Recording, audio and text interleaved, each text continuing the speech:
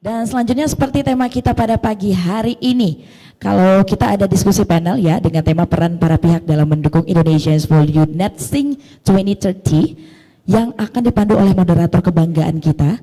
Ini ada Najwa Shihab ternyata di sini. Enggak, di versi syar'inya. Ya Mbak Najwa ya, ya Mbak Wana ya. Oke, langsung saya mengundang moderator saya, tapi sebelumnya saya akan membacakan biodata singkat dari moderator kita Sri Wanasari Esos MIKOM. Ya, beliau menempuh pendidikan S1-nya di Sekolah Tinggi Ilmu Komunikasi Pembangunan Medan. Benar begitu, Mbak? Juga melanjutkan program magisternya di Universitas Sumatera Utara. Oh, alumni USU juga dong, harus bangga banget jadi alumni USU ya. Kemudian memiliki riwayat pekerjaan dan juga jabatan sebagai reporter di PT Lela TV Media Karya atau sekarang TV One, juga pernah menjadi kontributor Medan Region, juga pernah menjadi stranger at PT Lela TV Media Karya. Jangan-jangan Mbak yang punya TV One ya? Waduh, ada apa dengan keluarga Bakri ini?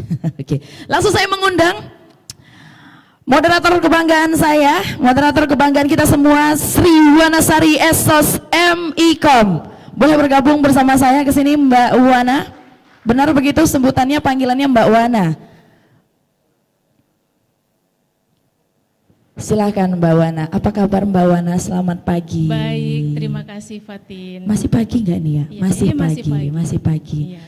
Berbeda, lebih cantik banget hari ini. Kita harus cantik, kita harus semangat karena hari ini kita akan memperkaya diri kita dengan topik yang sudah disiapkan oleh panitia Ikahut pada hari ini, Fatin. Boleh dikasih kisi-kisi sedikit, Mbak Wana? Nah, jadi Provinsi Sumatera Utara menjadi salah satu provinsi dari 12 provinsi di Indonesia yang menjadi concern KLHK untuk membahas tentang Indonesia's World Netsing 2030. Artinya ini menjadi topik yang masih hangat sekali dan melibatkan banyak pihak. Dan beruntungnya sekali di sini juga sudah hadir baik secara virtual maupun yang offline ada di ruangan ini. Ada dari pemerintah, ada pihak swasta, juga ada NGO. Jadi lengkap sekali, Fatin. Lengkap. Ya. Berarti sangat sungguh disayangkan kalau misalnya ini dilewatkan momen. Iya, benar sekali. Untuk kurang lebih 1 jam. Selama 90 menit ke depan. 90 menit ke depan. Selamat berdiskusi, Mbak moderator saya. Silakan. Sebelum beranjak dari stage ini, saya mau kasih pantun buat Fatin. Cantik dipakai untuk membatik. Cakep. Batik Medan banyak coraknya. Cakep. Terima kasih Mbak MC yang cantik. Waduh, terima kasih. Sudah mempersilakan saya melanjutkan acara. Beri tepuk tangan yang meriah buat MC kita. Baru ini ada yang kasih saya pantun cewek, biasa cowok soalnya. Berhubung kita hari ini. Oh iya siap. Panggung ini punya kita hari ini ya Mbak Wana. Silakan kalau begitu saya berikan semua kebebasan Mbak Wana untuk memiliki audiens saya pada pagi hari ini. Terima kasih. Enjoy Mbak Wana. Tepuk tangan sekali lagi untuk moderator saya, Sri Wanasari Esos MIKOM. Assalamualaikum warahmatullahi wabarakatuh. Salam rimba. Rimbawan. Rimbawan. Sekali lagi saya sebut rimbawan, harus semua jawab ya. Rimbawan.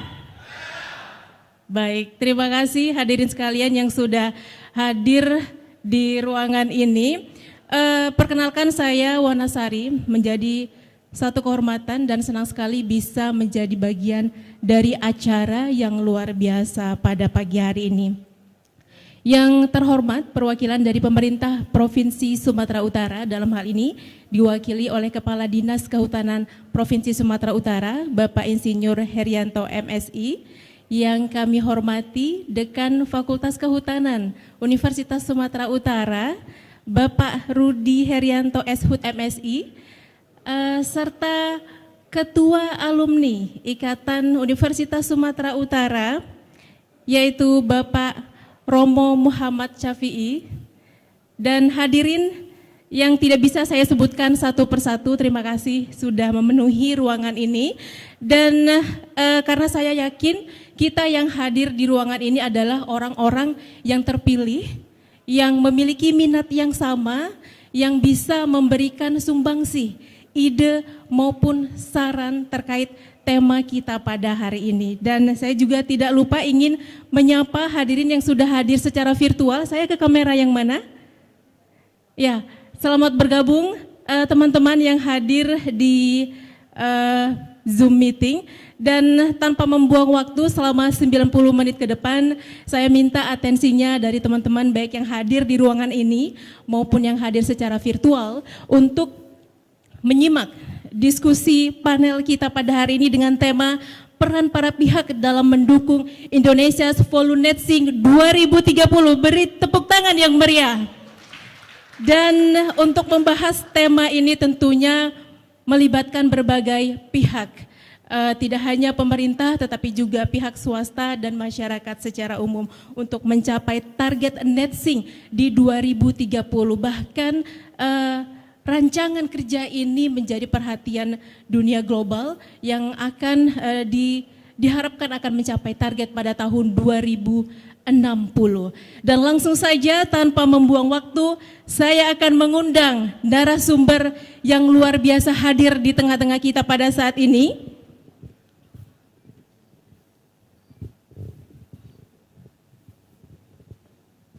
Yang pertama perwakilan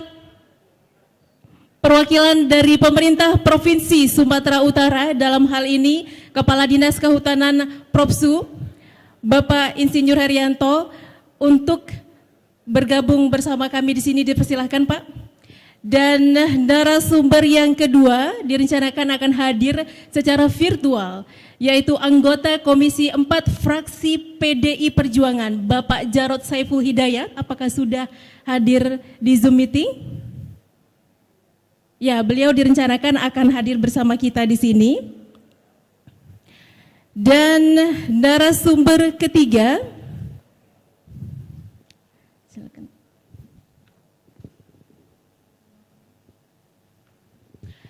Narasumber ketiga sudah memulai karir di bidang kehutanan sejak tahun 1986 sebagai staf pada Kementerian Kehutanan, dan saat ini beliau juga menjabat sebagai analis kebijakan utama pada Direktorat Jenderal Planologi Kehutanan dan Tata Lingkungan. Kita sambut narasumber yang telah hadir secara virtual, yaitu Bapak Dr. Insinyur Ruanda Agung Sugardiman MSc. Halo Bapak, apa kabar? Perkenalkan Pak, baik, saya Wanda, sehat ya Pak ya? Selamat pagi semuanya. Salam rimbawan Pak. Salam rimbawan. Baik. Dan narasumber yang ketiga, saya perkenalkan dari pihak swasta, dalam hal ini PT Toba Papua Lestari, yaitu Abang Daronal Hot Marnaik Panjaitan Eshut, selaku Environment and IMS Manager PT Toba Papua Lestari. Kepada Abang Daronal, silakan bergabung bersama kami. Dan narasumber yang selanjutnya tentu tidak lengkap apabila ini dilengkapi tentunya dengan dari pihak akademisi. Dalam hal ini kita sambut Bapak Dr. Alvan Gunawan Ahmad Eshut MSI, akademisi Fakultas Kehutanan Universitas Sumatera Utara, bidang keahlian silvikultur tropika, hutan kota. Silakan bergabung bersama kami Bapak. Dan narasumber yang terakhir, beliau sudah malang melintang di dunia NGO, salah satunya adalah USAID, dan saat ini beliau di Conservation International Indonesia North Sumatra as Stakeholder Engagement and Program Manager. Kita sambut Barati Sai.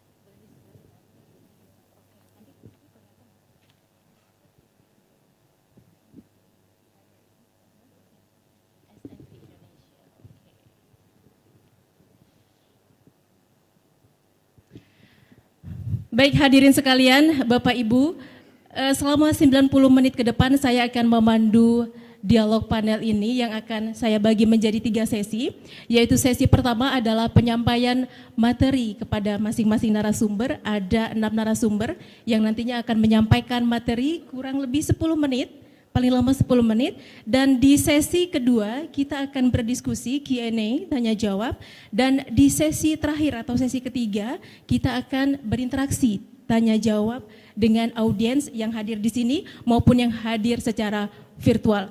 Saya minta tepuk tangan yang meriah lagi dong. Baik. Dan tanpa membuang waktu untuk yang pertama, saya mempersilahkan perwakilan dari pemerintah Provinsi Sumatera Utara, Bapak Insinyur Herianto, untuk menyampaikan materinya. Silakan Bapak.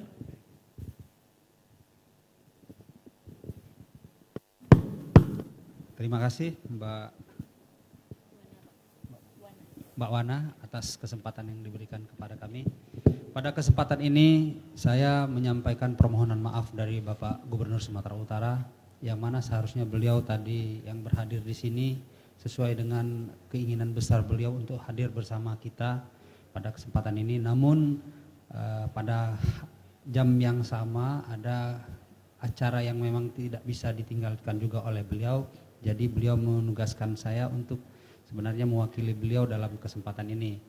Namun untuk tidak mengurangi arti penting yang akan kita laksanakan pada hari ini acaranya, mungkin nanti akan saya sampaikan beberapa hal yang sudah merupakan kami konsultasikan ke beliau dan juga untuk disampaikan kepada kita semua.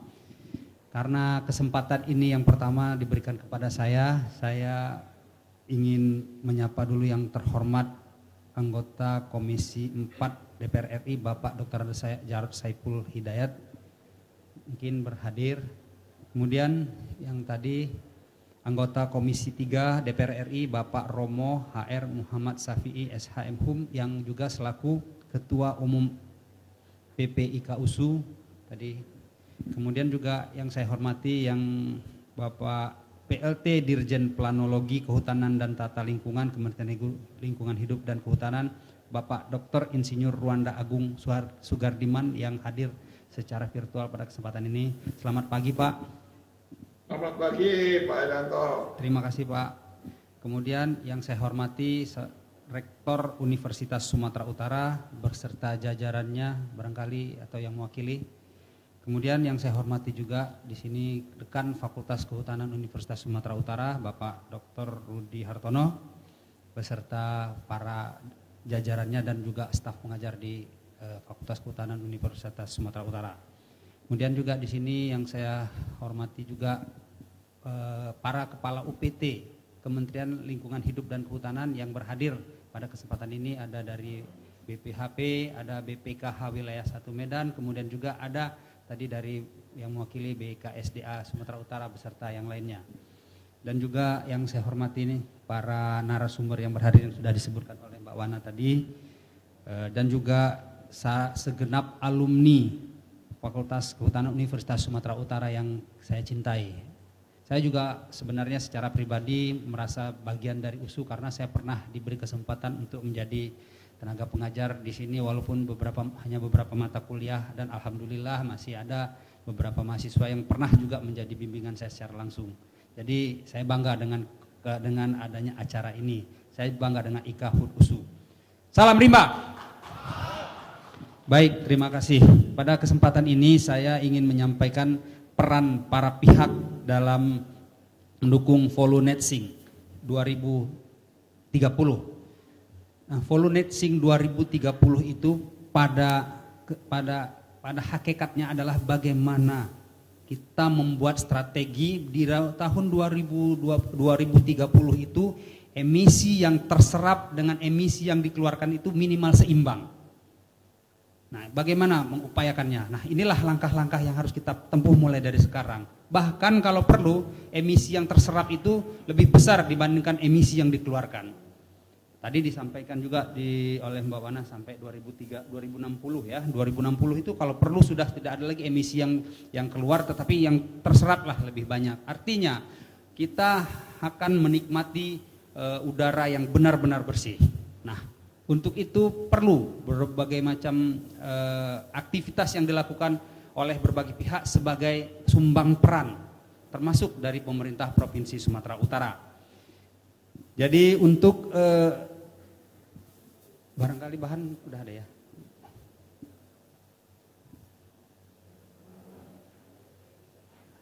Bisa di-share bahannya? Sambil menunggu, untuk kesempatan ini ingin saya sampaikan juga bahwa Provinsi Sumatera Utara ini memiliki luas sekitar 7,3 juta hektar. 3.009.000 hektar itu adalah kawasan hutan yang terdiri dari hutan produksi, hutan konservasi, hutan produksi, hutan lindung, hutan produksi. Nah, kalau di Undang-Undang Cipta Kerja sekarang hutan produksi itu sudah tidak lagi dibagi menjadi hutan produksi terbatas maupun hutan produksi tetap dikatakan hutan produksi. Kemudian ada lagi hutan produksi yang dapat dikonversi. Nah, itulah sebenarnya yang menjadi fokus kita untuk mencapai rencana 2030 tadi. Kita berharap bahwa dengan adanya potensi yang kita miliki tadi, itu akan memberikan kesempatan kepada kita mencapai apa yang diharapkan, minimal seimbang antara emisi yang keluar dengan emisi yang diserap, atau bahkan lebih banyak yang diserap dibandingkan yang keluar. Dinas Kehutanan Provinsi Sumatera Utara mengelola sekitar 2,6 juta hektar kawasan hutan yang terdiri dari hutan produksi, hutan lindung, hutan produksi, dan hutan produksi yang dapat dikonservasi. Selebihnya adalah merupakan tanggung jawab dari pemerintah pusat, dalam hal ini adalah Balai Konservasi Sumber Daya Alam beserta Taman Nasional yang ada di Provinsi Sumatera Utara. Nah, dalam hal pengelolaan ini kita selalu berusaha untuk berkolaborasi. Dalam mengelola yang 2,6 juta hektar itu, peran dari pemerintah provinsi adalah sebagai fasilitator dan regulator, yang dalam hal ini adalah di lokasi di tingkat tapak itu dikelola oleh yang namanya UPT kita, yaitu Kesatuan Pengelolaan Hutan, yang mulai dari KPH wilayah 1 sampai 16 plus Taman Hutan Raya Bukit Barisan. Tugas yang kami laksanakan adalah sesuai dengan misi yang menjadi tugas dari pemerintah Provinsi Sumatera Utara, yaitu untuk mencapai Sumatera Utara yang maju. Visinya Sumatera Utara maju, aman, dan bermartabat. Untuk sektor kehutanan maupun lingkungan itu kita melaksanakan misi yang kelima, yaitu bermartabat dalam lingkungan. Bermartabat dalam lingkungan ini ada 4 item yang harus dilaksanakan oleh pemerintah Provinsi Sumatera Utara, yaitu dengan pertama meningkatkan indeks kualitas air, dengan indeks kualitas lingkungan hidup, indeks kualitas air di sini kita berharap target di tahun 2023 53,91%. Kemudian indeks kualitas tutupan lahan juga di sini kita berharap mencapai 48,03%. Kemudian indeks kualitas air laut juga 73,74% targetnya. Kemudian untuk indeks kualitas udara kita berharap 87,29%. Nah, ini sampai 2023. Karena Polunet-Sing ini baru kemarin di launching, jadi artinya pemerintah Provinsi Sumatera Utara nanti juga akan berupaya untuk melakukan perhitungan ulang. Artinya disesuaikan lagi dengan RPJMD sampai kita mencapai 2030 hingga tercapai apa yang kita harapkan seperti yang saya sampaikan tadi.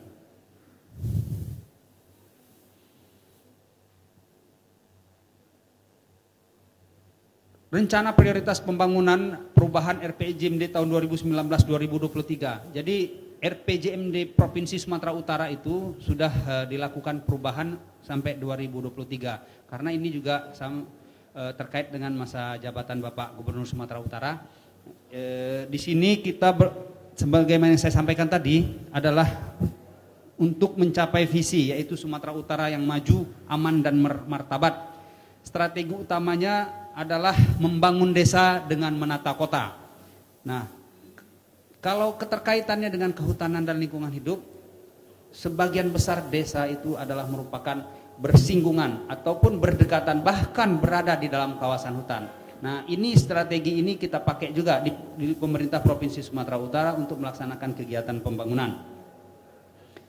Di sini banyak yang bisa kita lakukan untuk mencapai strategi tersebut dengan melakukan prioritas-prioritas pembangunan yang terinci, seperti misalnya kita melakukan peningkatan kualitas dan pemenuhan akses pendidikan, peningkatan kualitas kesehatan masyarakat. Nah, prioritas pembangunan, peningkatan kesempatan kerja dan berusaha melalui penyediaan lapangan kerja. Kemudian juga kalau untuk lingkungan, kita memprioritaskan pembangunan infrastruktur yang baik dan berwawasan lingkungan. Inilah mungkin yang akan kita fokuskan untuk terkaitan dengan Volunetzing 2030. Dalam kesempatan ini ingin saya sampaikan juga beberapa capaian indikator kinerja utama Provinsi Sumatera Utara di tahun 2021. Di sini kita dengan indikator kinerja utama indeks pendidikan, target di tahun 2021 pada RPJMD 2023 itu adalah 68,65 sampai 69,15. Dan di kondisi tahun 2021 tercapai menjadi 68,79% dengan status tercapai. Khusus untuk indeks kualitas lingkungan hidup dengan target tahun 2021 sebesar 68,96%, ternyata tercapai kita 69,30% dan ini statusnya dianggap sudah tercapai.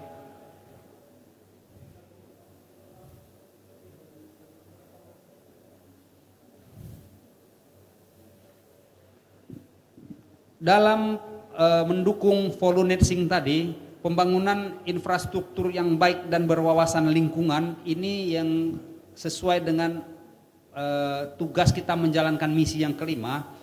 Pemerintah Provinsi Sumatera Utara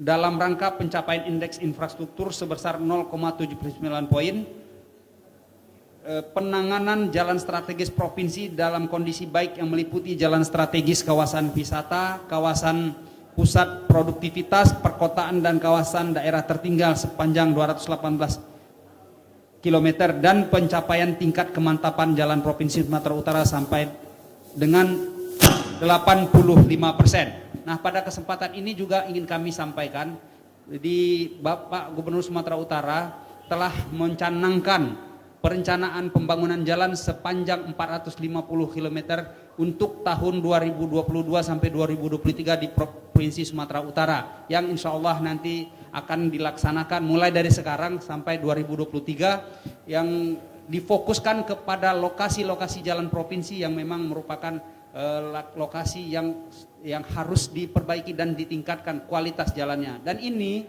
adalah juga untuk mencapai apa yang menjadi tujuan Bapak Gubernur tadi, menjadi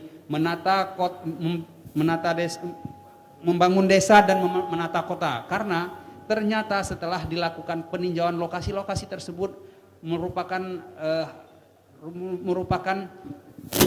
urat nadi dari sentra pembangunan desa yang akan membangun kota kita.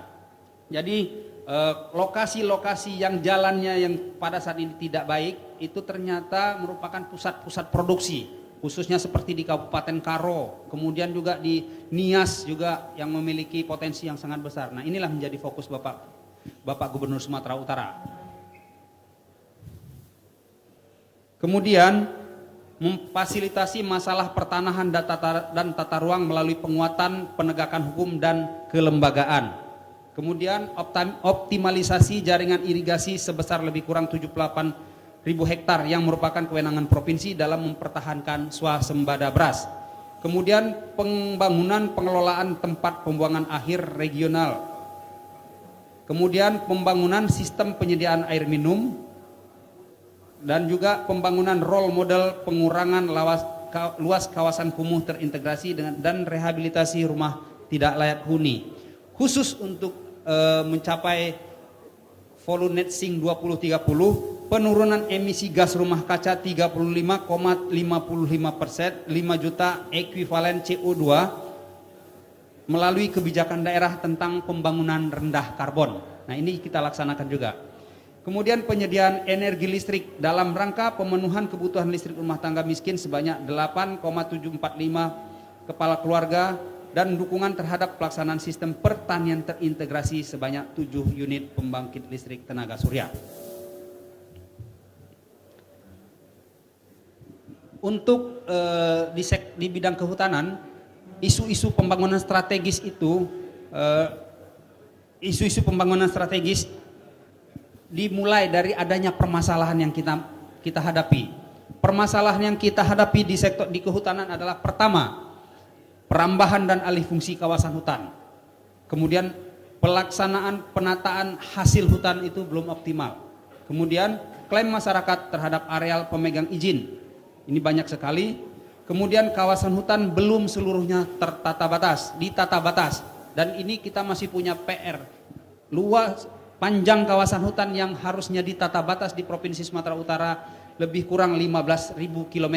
Pada saat ini hanya bisa baru terlaksana itu sekitar 9.000, atau nanti tolong dikoreksi Pak BPKH, 9.000 km. Jadi kita masih butuh anggaran untuk menata batas 6.000 km lagi kawasan hutan yang ada di Provinsi Sumatera Utara.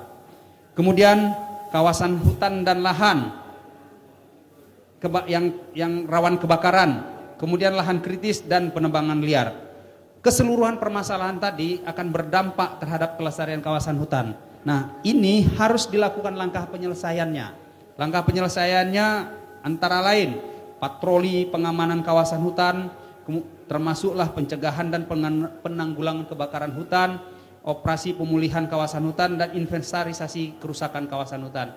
Dan ini cukup mengkhawatirkan kondisinya yang ada di Provinsi Sumatera Utara. Kemudian juga dilakukan rekonstruksi sosialisasi batas kawasan hutan dan juga penyampaian usulan tata batas kawasan hutan.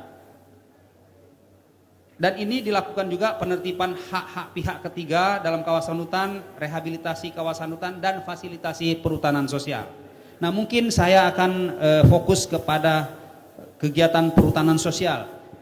Kenapa perhutanan sosial jadi fokus pembangunan sebagaimana yang merupakan juga program dari Kementerian LHK? Kita di Provinsi Sumatera Utara ini punya target sekitar 560.000 kawasan hutan yang menjadi peta indikatif areal perhutanan sosial. Namun pada saat ini hanya sekitar 72.000 hektar yang baru tercapai, dan ini membutuhkan kerja keras untuk mencapai luasan yang diharapkan tadi. Nah, karena apa? Karena kalau tidak dilakukan kerja keras, ini tidak akan tercapai, membutuhkan waktu yang sangat lama. Untuk mencapai itu kita membutuhkan yang namanya kolaborasi. Kolaborasi dari berbagai macam pihak, mulai dari hutan dari tingkat pusat, kemudian kehutanan daerah, kemudian juga dari lembaga pendidikan, dan juga dari semua stakeholder yang ada. Termasuklah di sini pihak swasta untuk dapat memberhasilkan. Untuk khusus pemerintah Provinsi Sumatera Utara, kolaborasi untuk pemberhasilan kegiatan perhutanan sosial itu kita laksanakan dengan keterpaduan kegiatan antar instansi terkait, antar OPD yang ada di pemerintah Provinsi Sumatera Utara.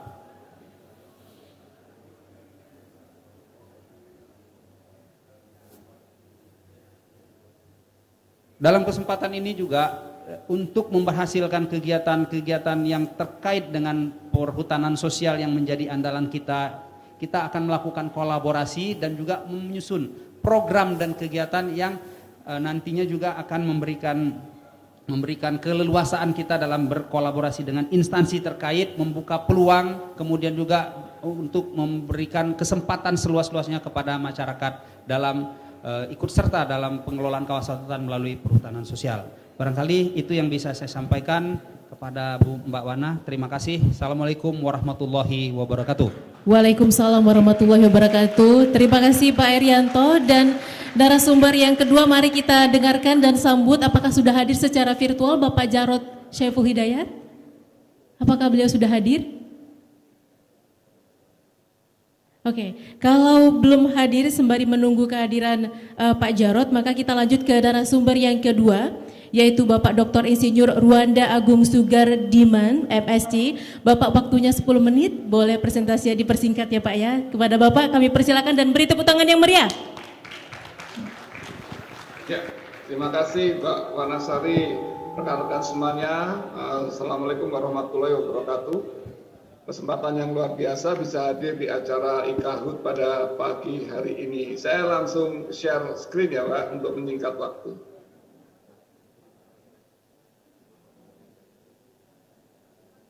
Ya, sudah bisa dilihat?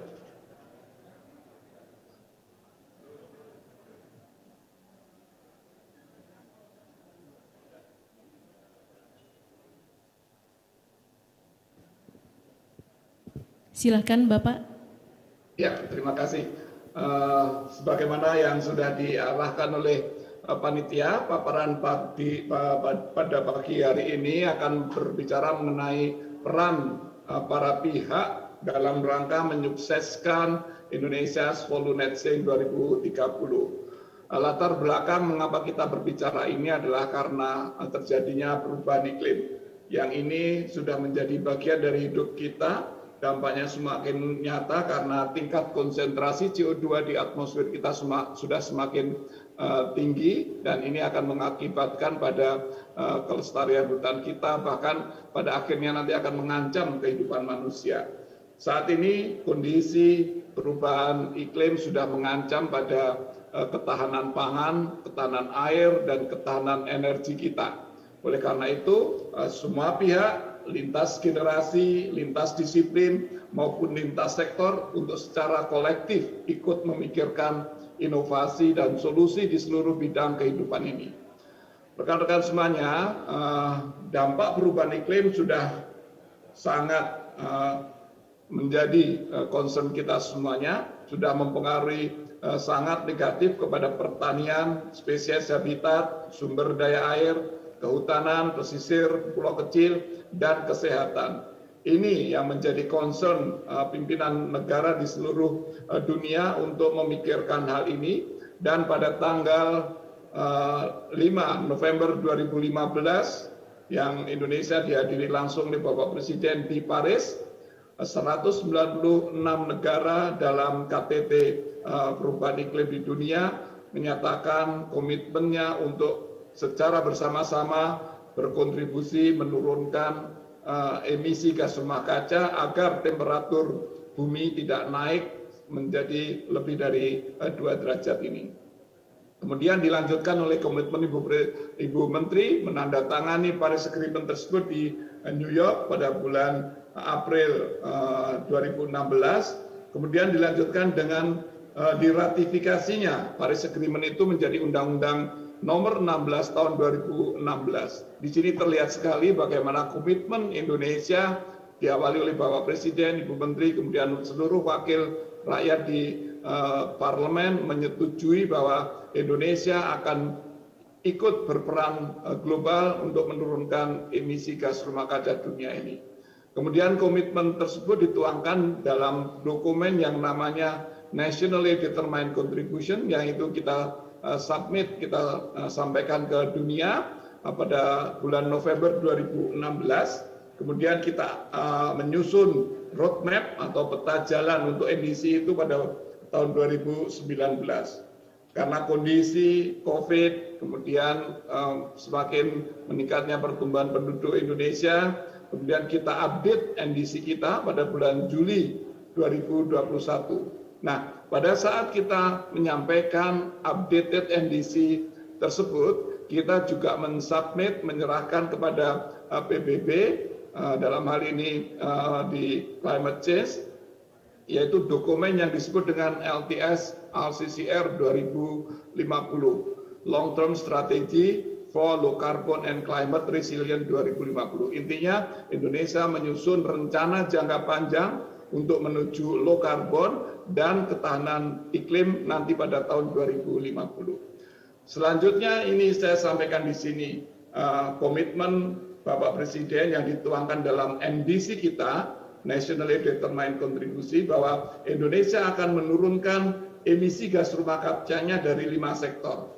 Yang pertama dari sektor energi, dari sektor limbah, dari sektor industri, dari sektor agriculture atau pertanian, dan yang terbesar adalah dari sektor kehutanan. Rekan-rekan semuanya, Bapak Ibu sekalian yang hadir pada kesempatan pagi hari ini, kalau dilihat dari kontribusi penurunan emisi yang ditargetkan oleh pemerintah Indonesia, sektor kehutanan diwajibkan atau memiliki porsi terbesar dalam target penurunan emisi gas rumah kacanya, yaitu sebesar 60% dari seluruh komitmen Indonesia untuk menurunkan emisi tersebut. Porsi yang sangat besar menjadi tanggung jawab yang luar biasa bagi kehutanan untuk bisa menurunkan emisinya. Nah, di dalam LTS LCCR kita, dokumen yang menyertai updated NDC, kita ada 3 senario untuk menurunkan emisi kita. Yang pertama, senario untuk meneruskan NDC ini disebut dengan current policy scenario dan transisi senario, dan yang ketiga adalah low carbon scenario compatible with Paris Agreement. Nah, kalau lihat di sini semuanya, kita lihat dengan senario yang pertama ini emisi kita masih naik.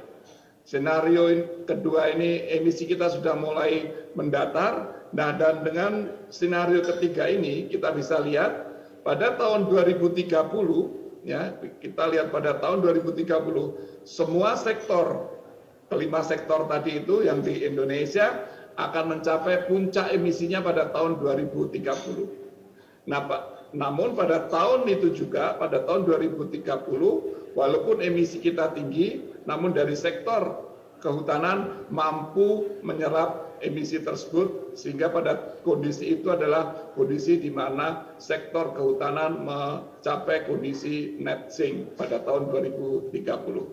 Bapak Ibu sekalian, oleh karena itu komitmen sektor kehutanan, kita terus melanjutkan ambisi kita untuk menurunkan emisi gas rumah kaca, khususnya pada sektor VOLU, Forestry and Other Land Use atau kehutanan dan penggunaan lahan lainnya, yang akan mencapai net sink pada tahun 2030, dan target tersebut secara keseluruhan akan diteruskan sehingga pada tahun 2050 atau sebelumnya Indonesia akan mencapai net carbon atau net zero emission pada tahun 2060.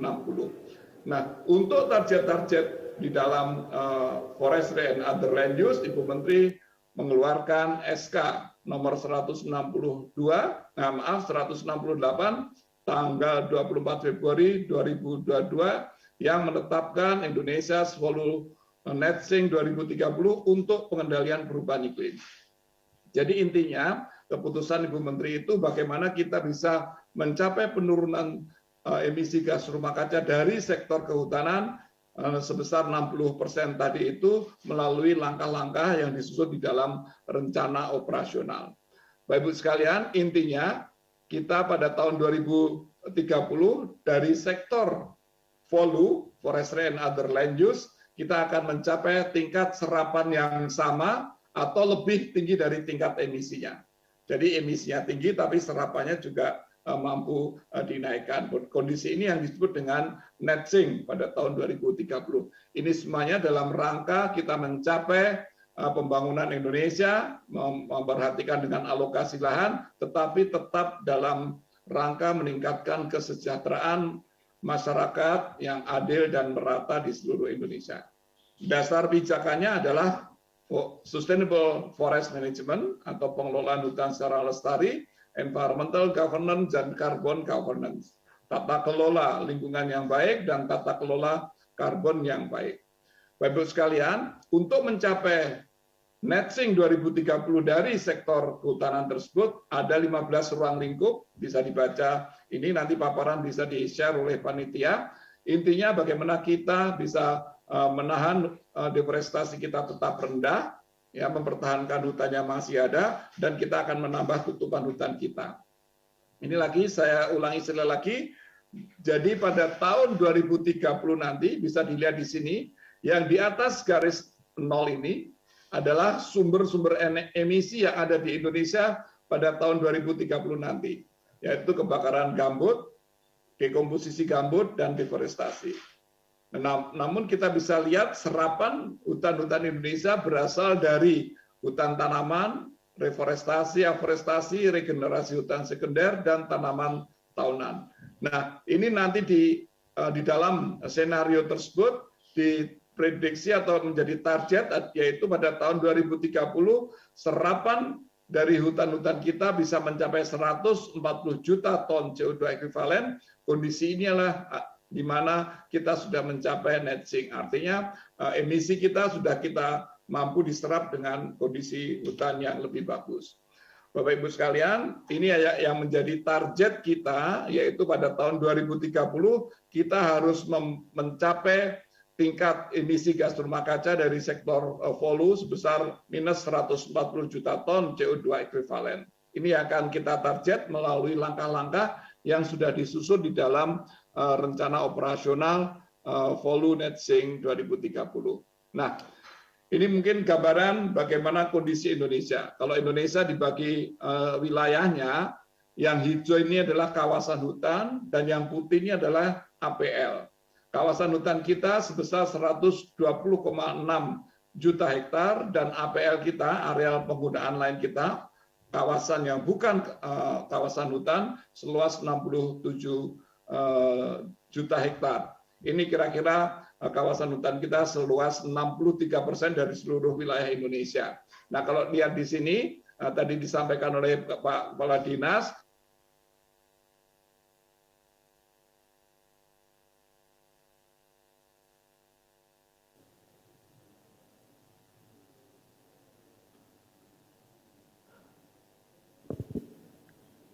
kelihatannya sambungannya terputus, mungkin boleh diperbaiki.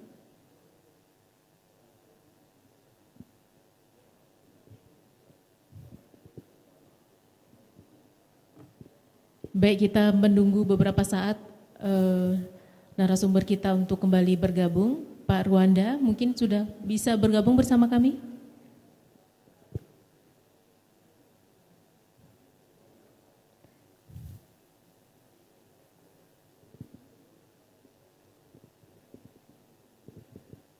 Apakah Pak Ruanda sudah bergabung? Halo Pak Ruanda. Sepertinya ada kendala teknis, mungkin boleh dihubungkan kembali dengan beliau.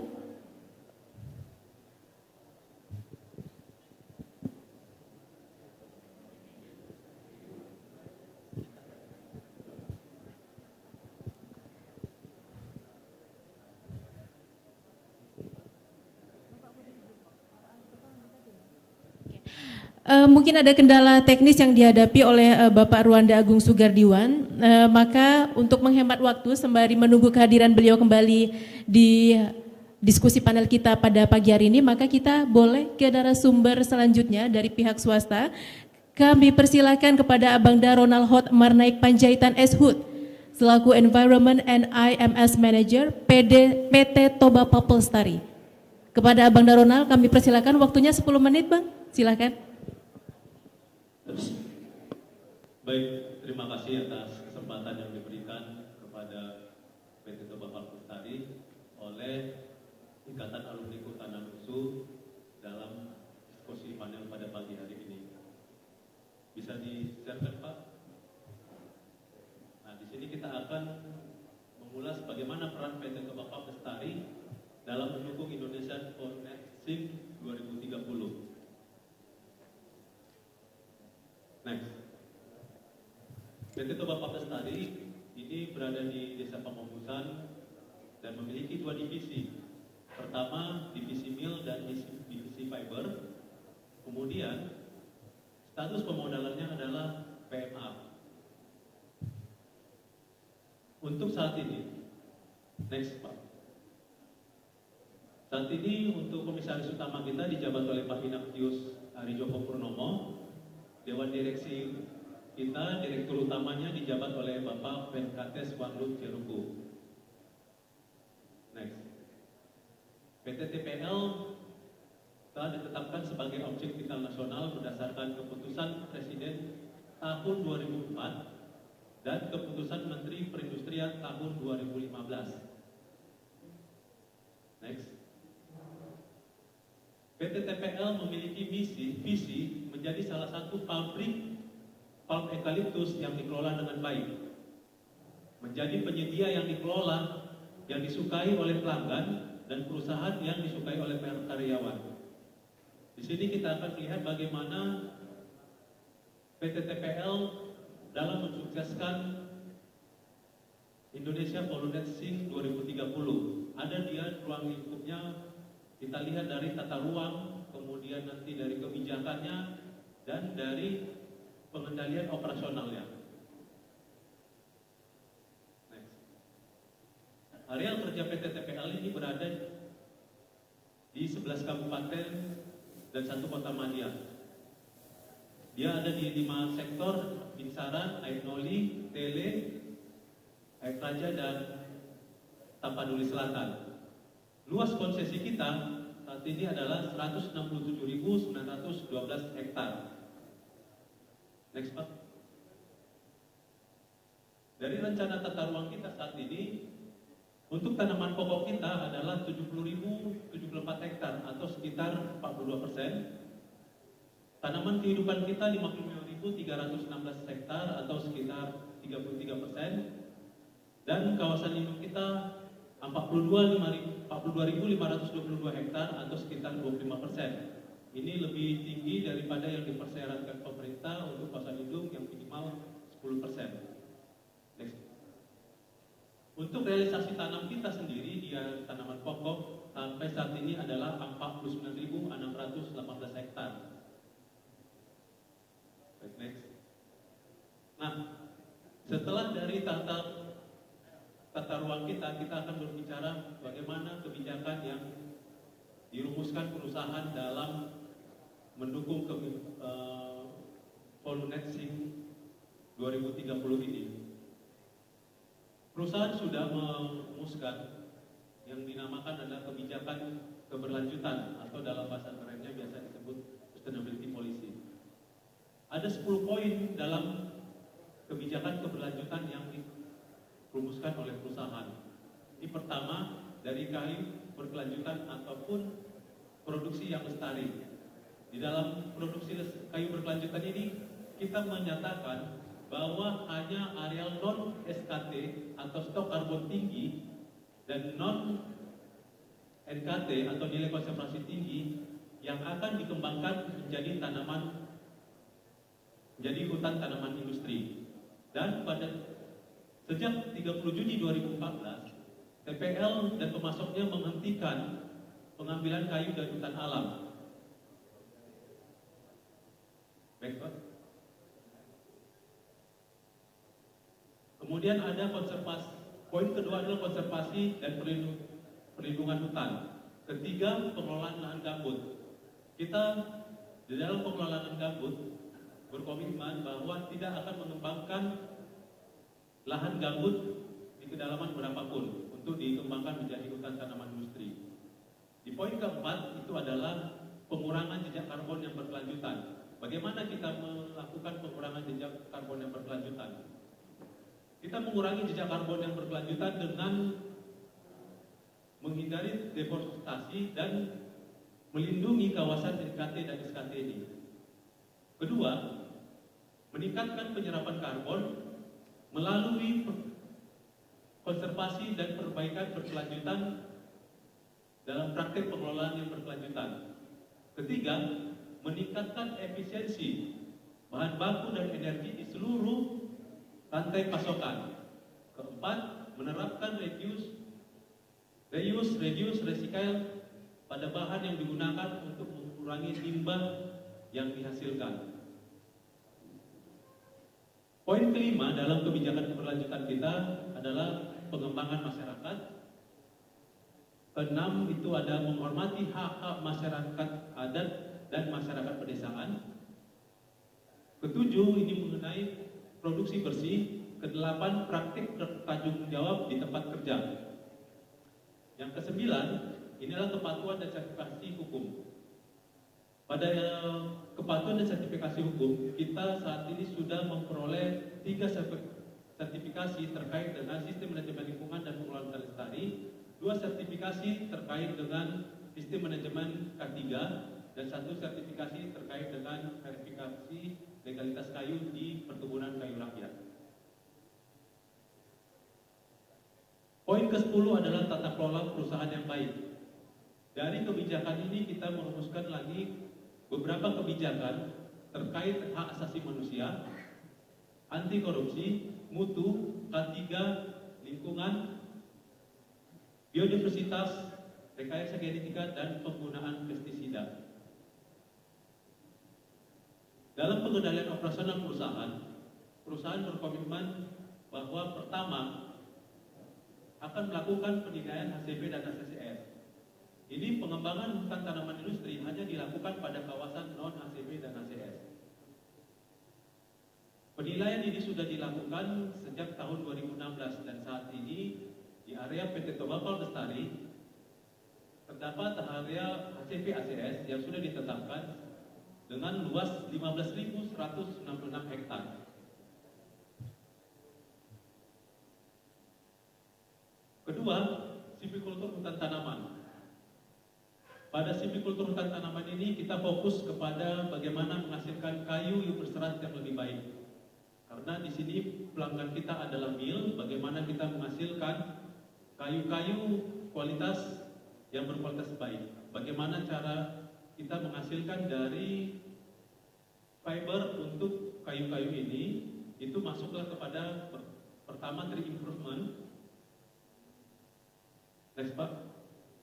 Di tree improvement ini kita meningkatkan peningkatan genetik untuk main dan kesesuaian kayu. Jadi pemuliaan pada dataran menengah dan tinggi. Kemudian pengelolaan hutannya adalah peningkatan produktivitas mai kita berdasarkan pemupukan dan pengelolaan hutan. Ini inovasi kita adalah bagaimana kita menemukan rejim pemupukan yang menghasilkan pemupukan yang efisien dan tepat. Kemudian perlindungan hama dan penyakit, kita melakukan penyaringan klon yang tahan terhadap hama, serta bagaimana membuat pengendalian hama secara ramah lingkungan, yaitu dengan mengembangkan musuh-musuh alaminya. Pada saat ini PT Tobacco Lestari sedang mengembangkan musuh alami dari hama Helopeltis. Next. Nah,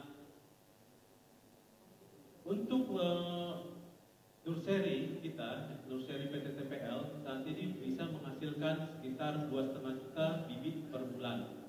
Kita mulai dari mother plant sampai dengan pengiriman itu di bawah kontrol daripada PT Tobacco Lestari. Kita menggunakan media daripada Kokopit untuk pengembangan dari bibit yang akan kita tanam ke sektor-sektor kita. Next. Ini adalah contoh tingkat pertumbuhan tanaman eukaliptus. Bagaimana tanaman eukaliptus ini mulai dari planting kita bisa lihat umur 3 bulan, umur 6 dan 12 bulan, umur 2 tahun dan umur 3 tahun. Lanjut coba. Di dalam kegiatan kita supply ini terkait dengan harvesting dan hauling kita ke pabrik, kita merencanakan secara detail agar kegiatan kita itu efektif dan efisien dan dapat mengurangi konsumsi bahan bakar. Contohnya pada kegiatan penyeradanan, di mana kita ada menggunakan ponton darat. Ponton darat ini dapat mengurangi kepadatan tanah dan mengurangi konsumsi BBM eksavator kita pada saat kegiatan penyeradanan. Kedua, penggunaan jus paku. Jus paku ini kebetulan ditemukan atau dikembangkan oleh tim kita di TPL. Ini untuk kegiatan semi mekanis pengupasan kulit kayu. Jadi alat ini lebih murah daripada harvester yang dari luar negeri dan jauh lebih hemat dalam penggunaan bahan bakar karena dia adalah kegiatan semi mekanis dan cara kerjanya seperti penggorengan. Ini lebih efektif dan lebih membantu mitra-mitra kita di lapangan karena mitra kita lebih mudah untuk memiliki alat ini. Untuk pengendalian kebakaran hutan ini ada persiapan kita, peralatan kita gunakan sesuai dengan peraturan yang diaturkan oleh pemerintah, pelatihannya bekerjasama dengan kementerian, dan pembentukan serta pelatihan masyarakat peduli api di seluruh sektor kita. Next. Pengelolaan dan pemantauan lingkungan kita lakukan juga baik di kawasan lindung, bagaimana kita memastikan keamanan kawasan kita lakukan inspeksi keamanan, kemudian kita lakukan juga survei untuk mengetahui satwa liar, dan kita lakukan analisis vegetasi juga untuk keragaman vegetasi kita di kawasan lindung. Pemantauan juga dilakukan di area non efektif produksi, next, dan di area efektif produksi, next. Di sini di area efektif produksi kita melalui penerapan dari sistem lodging, yang tadi secara mekanikal yang sudah kita jelaskan, dan beberapa lagi kegiatan termasuk tidak ada lost time dari kegiatan pemanenan ke penanaman, sehingga kita usahakan bahwa dari kegiatan pemanenan ke penanaman kita lakukan secara simultan dan dalam waktu yang sesingkat-singkatnya. Baik, itu saja yang bisa kita sampaikan dari PT Toba Pelestari. Semoga dapat mendukung kegiatan Indonesia dalam Polonetsing 2030. Terima kasih. Baik, beri applause yang meriah kepada PT Toba Pelestari. Dan kelihatannya Bapak Ruanda sudah bergabung bersama kita, dan sebelum ke Pak Ruanda kembali, saya ingin menyapa Gubernur Sumatera Utara ke-17, masa bakti 2016 sampai 2018, Bapak Tengku Eri Nuradi. Selamat datang Pak. Ini sepertinya reuni juga ya Pak ya, karena beliau juga alumni Universitas Sumatera Utara. Dan kembali bergabung bersama kita Dr. Insinyur Ruanda Agung Sugardiman. Bapak sudah bergabung bersama kami, tadi sambungannya terputus. Iya. Monggo Pak, silahkan dilanjut Pak. Mohon maaf, tadi ada masalah di laptop. Ya, saya lanjut di mana saya berhenti pada saat paparan tadi. Nah, ya.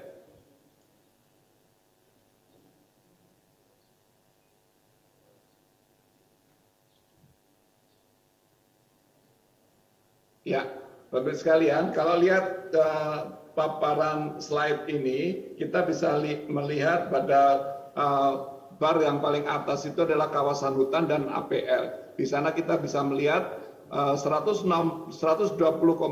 juta hektar itu wilayah kawasan hutan yang menjadi tanggung jawab KLHK. Sementara APL, areal penggunaan lain, yaitu kawasan non kehutanan seluas 67 juta hektar, itu menjadi wewenang dari kementerian lain, ATR BPN, Pertanian, dan Kependidikan Masyarakat.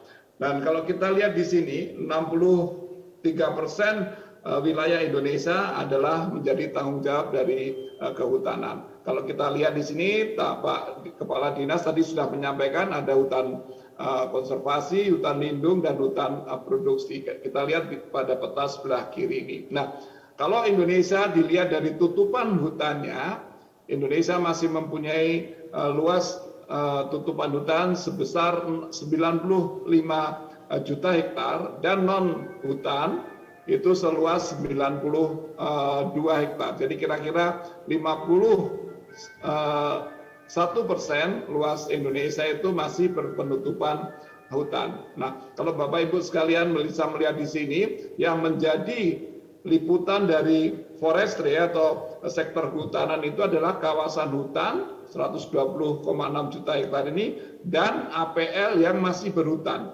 Ini yang menjadi coverage dari volume ini. Dan untuk other land uses ini ada di sini, non hutan, yang APL ada di non hutan ini. Bapak Ibu sekalian bisa melihat di sini bagaimana pentingnya sektor pertanian dan peternakan serta sektor lain dalam mendukung Volunetsing ini. Oleh karena itu kita libatkan di dalam perhitungan Volunetsing Indonesia. Bapak Ibu sekalian, bagaimana kita bisa mengetahui kegiatan-kegiatan rencana operasional itu di tingkat tapak? Kita melakukan spasial analisis dari 3 peta utama ini, peta indeks biogeofisik, peta arahan optimasi kawasan hutan, dan peta tipologi kelembagaan ini. Dan ketiga peta itu kita lakukan overlay, analisis spasial, sehingga kita bisa menemukan lokasi-lokasi di tingkat tapak, kegiatan-kegiatan apa saja, luasnya berapa, itu akan dilakukan oleh provinsi mana.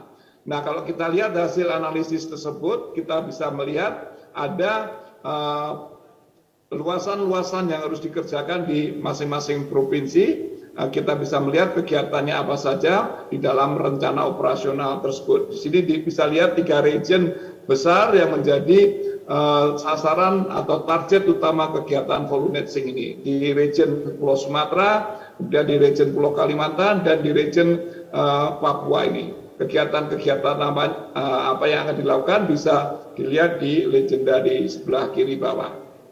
Bapak-Ibu sekalian, kalau kita lihat, kita ringkas, kita peras kegiatan di Volunet-SYNC ini, ada 11 kegiatan ini.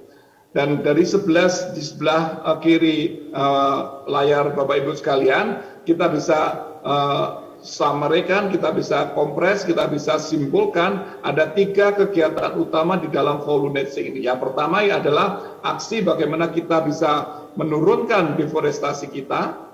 Jadi sekarang deforestasi kita sudah pada tingkat yang sangat rendah, walaupun belum bisa mencapai 0 hektar per tahunnya, masih ada beberapa ribu hektar terjadi deforestasi di beberapa tempat, tetapi itu akan menjadi tujuan kita untuk selalu menurunkan tingkat deforestasi kita. Aksi yang berikut adalah mempertahankan serapan kita. Dan ini yang menjadi salah satu tugas yang sangat berat, bagaimana kita mempertahankan hutan-hutan kita. Dan aksi yang paling masif yang harus dilakukan adalah bagaimana kita meningkatkan serapan hutan kita, kita menambah tutupan hutan kita, dan tentunya kita akan melakukan itu dengan pengembangan kelembagaan yang baik dan yang baik dan terstruktur di tingkat tapak. Bapak Ibu sekalian, tantangan untuk pencapaian Volunet-SYNC ini sudah saya sampaikan di dalam dokumen sambutan saya, bisa di-share nanti oleh panitia, bahwa intinya isu lintas sektoran ini menjadi isu yang sangat utama karena kebutuhan lahan antar berbagai pengembangan ini akan terus masif. Oleh karena itu kita harus tahan bagaimana kita pembangunan sektor lahan ini, kita harus mempertahankan hutan-hutan kita ini. Kemudian pengorganisasian, terutama ini menjadi salah satu hal yang harus diperhatikan juga di dalam kita mengelola Volunet-SYNC di tingkat tapak. Kemudian kita menggunakan teknologi yang tercanggih sehingga betul-betul kita bisa memonitor perkembangan tingkat penutupan dan serapan hutan kita bisa terjaga dengan baik. Dan ini yang menjadi salah satu agenda Volunet-SYNC kita adalah bagaimana kita mengelola desentralisasi sumber daya alam dan lingkungan ini terus mengalami dinamika, ini yang harus kita jaga. Kemudian Indonesia sebagai masyarakat global tidak bisa terlepas dari dinamika politik, sehingga ini dibutuhkan kekuatan diplomasi, upaya inovasi, dan keteguhan dalam menentukan arah kebijakan pembangunan lingkungan dan kehutanan. Dan yang tantangan yang menjadi diskusi kita pada siang hari ini, bagaimana kita bisa merangkul semua dukungan intelektualitas secara kontinu. Ini menjadi kebutuhan yang nyata, sehingga akademisi, peneliti, alumni menjadi faktor penting bagi kemajuan Indonesia guna menciptakan kebijakan dasar dan kebijakan operasional baru yang berbasis pengetahuan atau scientific based. Slide saya yang terakhir sebagai penutup, ini yang menjadi diskusi kita pada pagi hari ini, siang hari ini, bahwa rencana Volunet-SYNC ini adalah kegiatan-kegiatan dari sektor kehutanan yang harus terus dikerjakan secara terstruktur, sistematis, dan masif. Ya, ini dengan kinerja yang ditingkatkan, kemudian dukungan akademisi, alumni, mitra KLHK, LSM, dan media. untuk kita semuanya membumikan dan menyebarluaskan tujuan positif dari Indonesia Volunetzing 2030 sehingga seluruh masyarakat dapat menyadari pentingnya akan pengendalian perubahan iklim untuk masa depan. Kemudian tentunya kami harapkan adalah Bapak Gubernur dan jajarannya dukungan pemerintah daerah sebagai pemangku kebijakan di daerah, khususnya dalam memformulasikan kebijakan pembangunan daerah yang dapat mendorong percepatan implementasi Indonesia Volunetzing 2030 ini di tingkat daerah.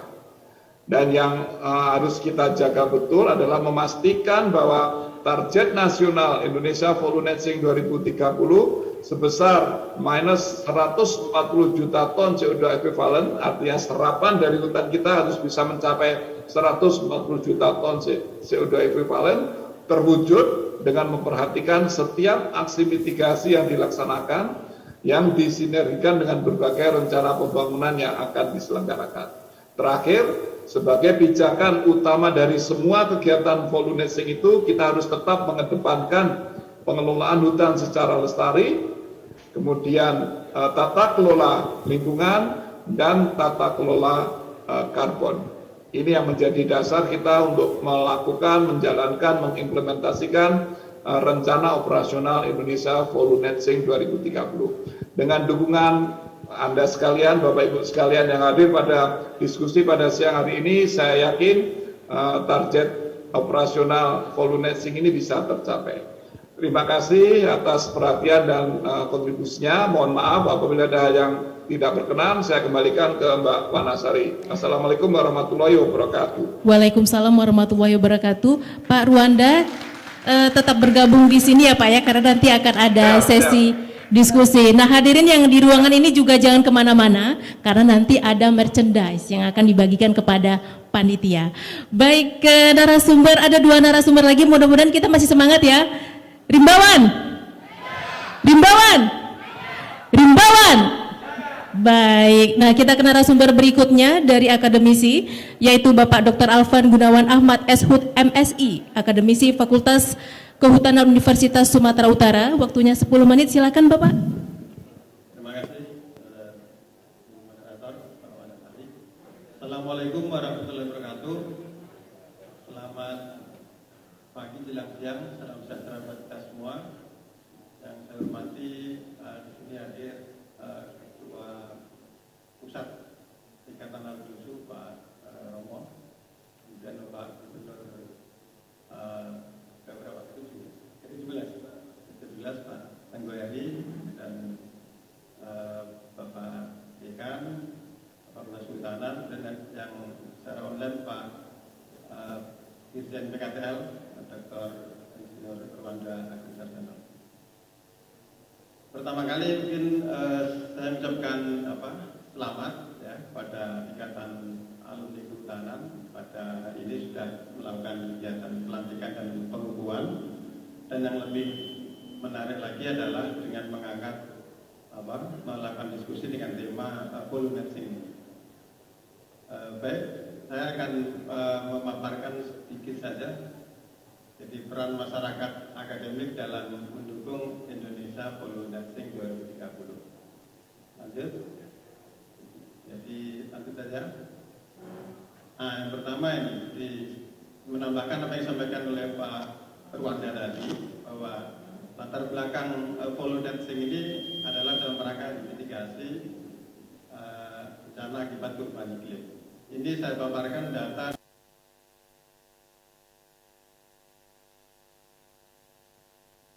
meningkat secara nasional, dan kalau bencananya meningkat ya secara umum dampaknya juga meningkat, dampak kerugian, jumlah pengungsi, kemudian korban jiwa meninggal, harta benda yang rusak, hilang, infrastruktur juga meningkat.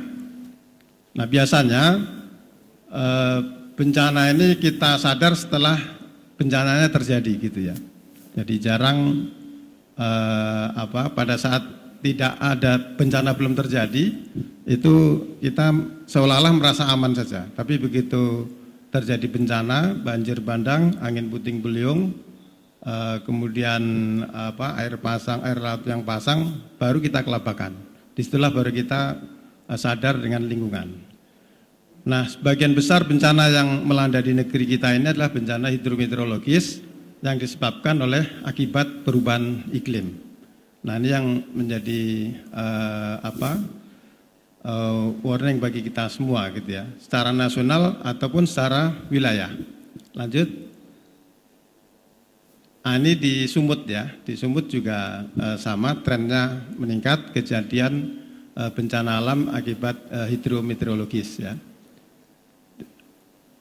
Nah, makanya ini menjadi concern kita. Jadi voluntary ini sebenarnya penyelamatan, upaya kita untuk menyelamatkan kehidupan kita gitu ya. Jadi semata-mata bukan hanya ngitung karbonnya saja gitu ya. Ngitung karbonnya itu kalau nanti ada nilai ekonomi karbonnya itu anggap aja hasil sampingannya. Tapi yang utama adalah bagaimana bumi kita ini menjadi lebih nyaman untuk kita tinggali. Lanjut.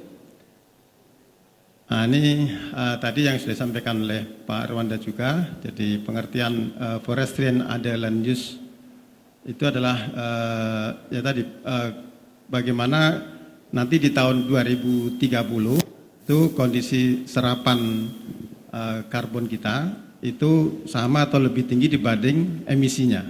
Nah, targetnya adalah 140 juta ton ekuivalen CO2. Nah, syukur-syukur tapi berat kalau untuk sampai 2030 sampai net zero emission, jadi sebuah kondisi yang tidak ada emisi sekali itu rasanya belum ya untuk 2030. Mungkin targetnya adalah net sink. Lanjut.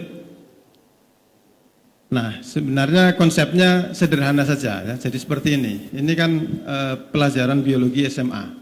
Jadi fotosintesis ya. Jadi hutan. Jadi hutan ini kan terdiri dari pepohonan ya. Jadi hutan satu sisi itu bisa menjadi carbon sink, jadi penyerap karbon. Tapi di sisi yang lain dia bisa menjadi carbon source, jadi sumber emisi pada saat deforestasi. Apalagi kalau deforestasinya itu dilakukan dengan pembakaran.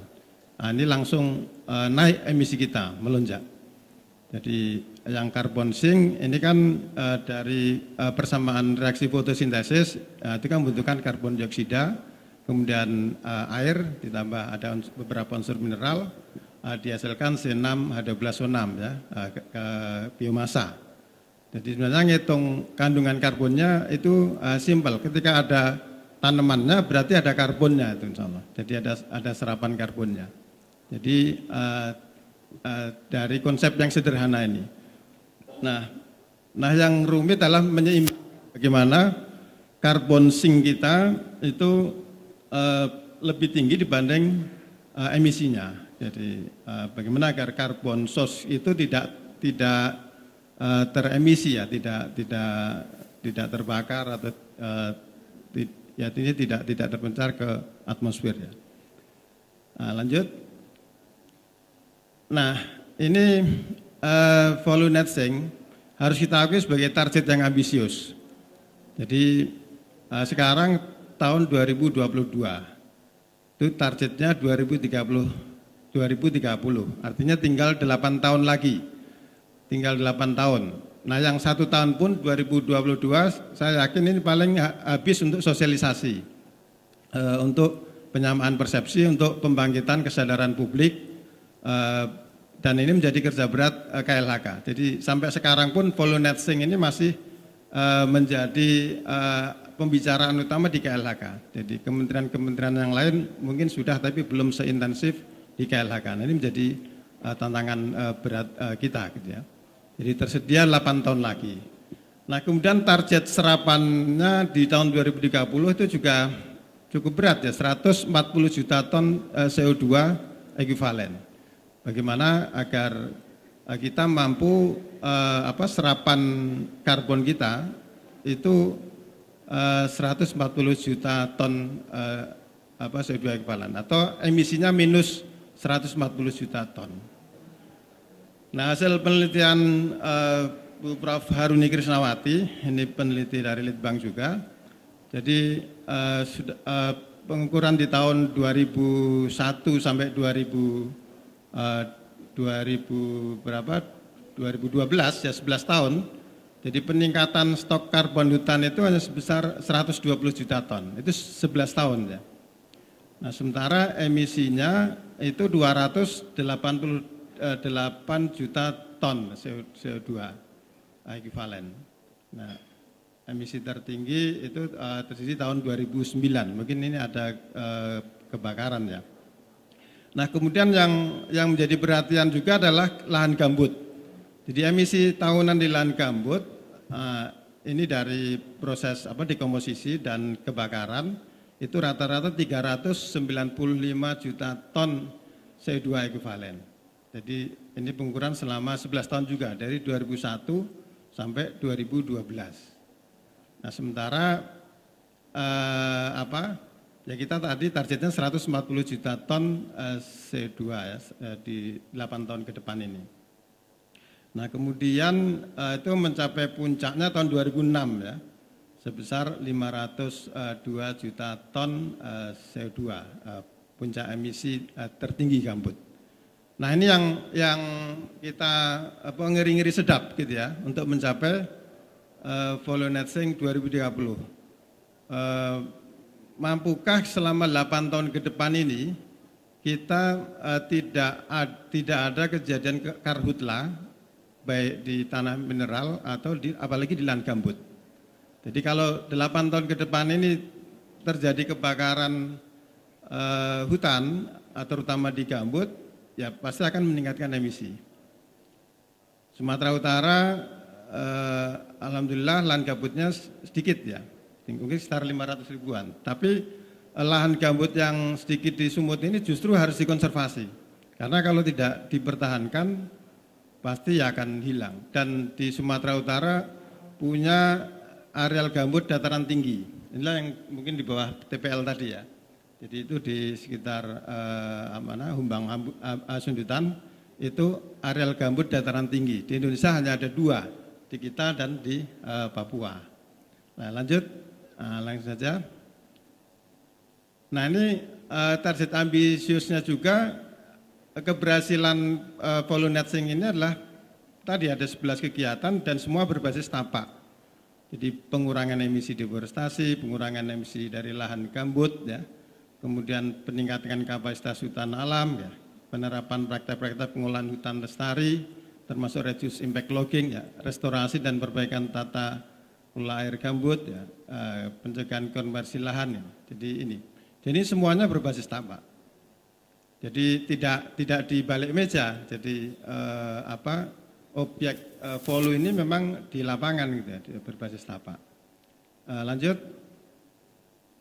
Nah, kemudian apa peran masyarakat akademik ya, sivitas akademika. Jadi secara umum kan kita di perguruan tinggi itu mendapatkan mandat untuk menjalankan tridharma perguruan tinggi ya. Jadi yang pertama pendidikan. Nah dari pendidikan ini kurikulum yang jelas. Jadi kurikulum di pendidikan tinggi ini harus dibuat pro iklim. Jadi sehingga dihasilkan sumber daya manusia yang berkarakter rendah emisi. Jadi ini juga menarik gitu ya. Nanti bisa menjadi momentum untuk evaluasi kurikulum pendidikan tinggi kehutanan. Kemudian sekarang mulai digulirkan, mulai diperkuat proses pembelajaran pada tingkat tapak. Jadi belajar tidak lagi di dalam kelas gitu ya, belajar dari lapangan. Jadi ini kemarin ini foto mahasiswa kami praktek pengenalan ekosistem hutan di Aras Napal 242 di wilayahnya Balai Besar KSDA di Langkat ya. Jadi sekarang ini di perguruan tinggi ada kebijakan Merdeka Belajar Kampus Merdeka.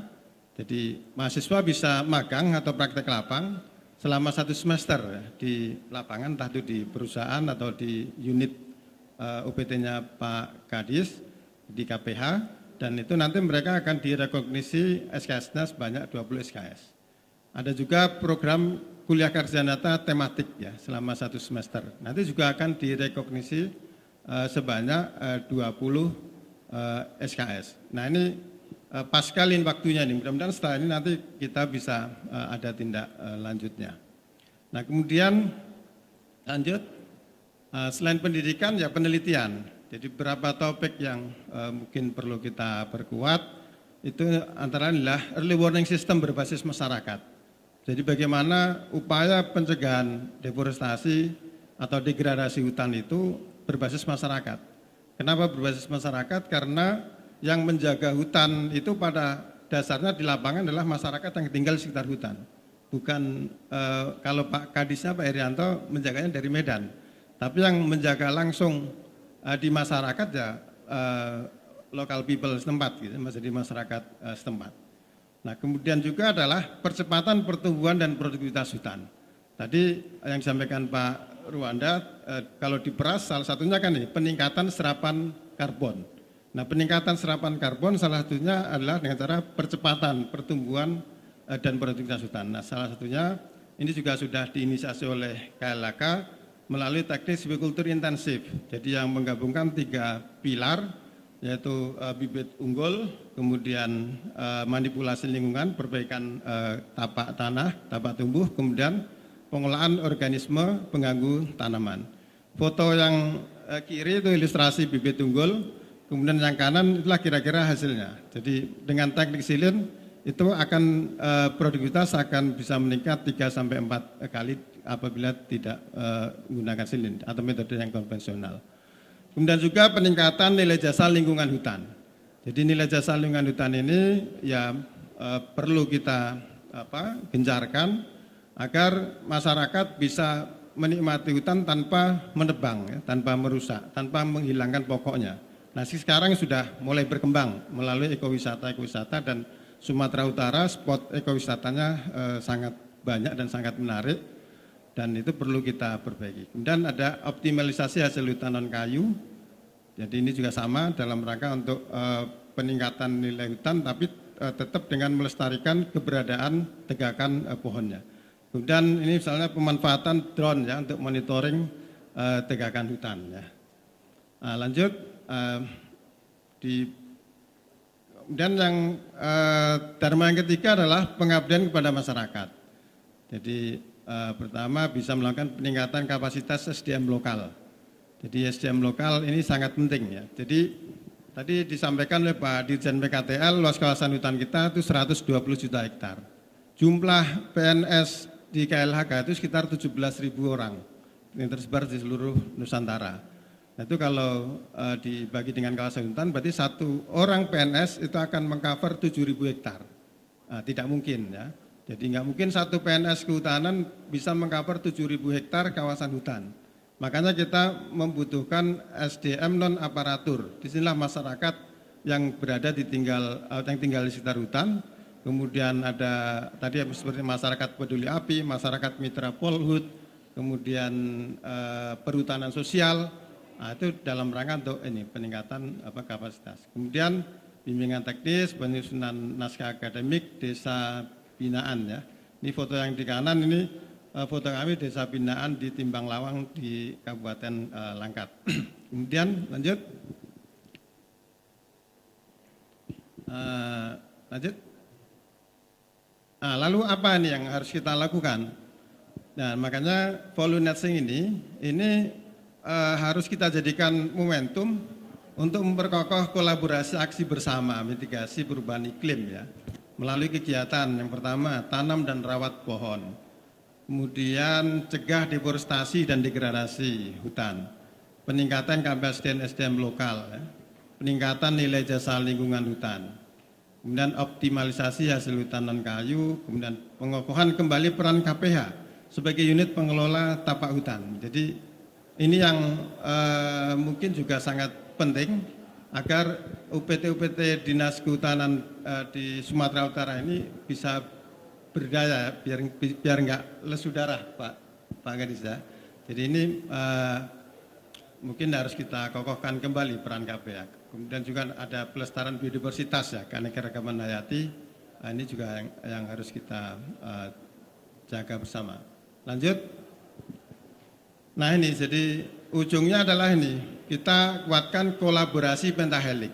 Jadi kerjasama antara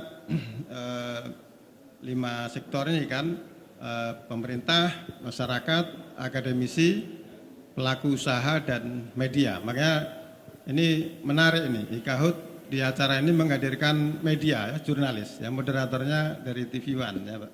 Jadi ini implementasi pentahelix, ya. Jadi ada akademisinya, ada pengusahanya, ada media, ada masyarakat, ada pemerintah untuk pollinexing. Nah ini IKHUT harus bisa ambil peran penting ini. Jadi ke depan, jadi tidak hanya berhenti di diskusi ini. Jadi setelah ini harus ada tindak lanjutnya, harus ada aksi-aksi bersama yang kita lakukan untuk mendukung pollinexing 2030. Barangkali demikian ya, yang bisa kami sampaikan. Terima kasih. Baik, beri tepuk tangan kepada Dr. Alvan Gunawan Ahmad. Ada pesan tadi dari Pak Alvan, artinya setelah ini IKHUT harus sering-sering bikin diskusi seperti ini. Gimana, setuju? Baik, kita ke narasumber yang terakhir. Setuju, baik. Kita ke narasumber yang terakhir. Saya ingin mengklarifikasi bahwa Ibu Baratisa ini adalah Project Manager of Bifos SNV Indonesia. Kepada Ibu Baratisa, silakan, waktunya 10 menit.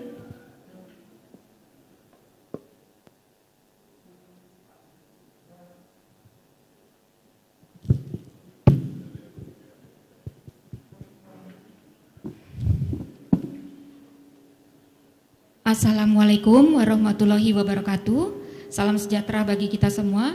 Yang kami hormati Gubernur Provinsi Sumatera Utara Bapak Edi Rahmayadi, Bapak Herianto, Bapak Jarod Saiful Hidayat, Bapak Ruanda, Pak Ronald dan Pak Alvan, dan Ibu Moderator. Saya paham ini adalah sesi yang rawan karena sudah sesi terakhir. Saya usahakan untuk menyelesaikannya lebih cepat sehingga waktu kita untuk question and answer, tanya jawab itu lebih banyak ya, sehingga lebih clear.